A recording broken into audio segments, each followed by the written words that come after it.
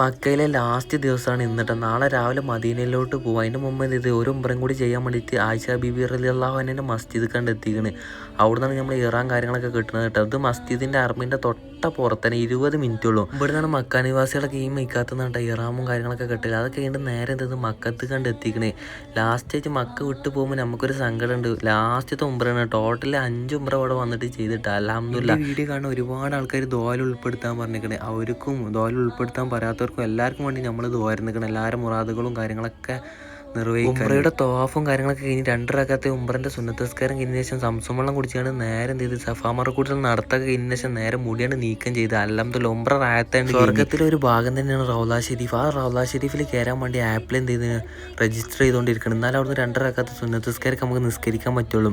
എൻ്റെ വീഡിയോ കാണാൻ എല്ലാവർക്കും മക്കത്തും മദീനത്തൊക്കെ എത്താൻ തൗഫീഖ് നൽകട്ടെ. കുറേ കാലത്ത് ആഗ്രഹിക്കുന്ന അൽബൈക്ക് കഴിക്കണമെന്ന്, അതുകൊണ്ട് കഴിച്ച് സെറ്റ്.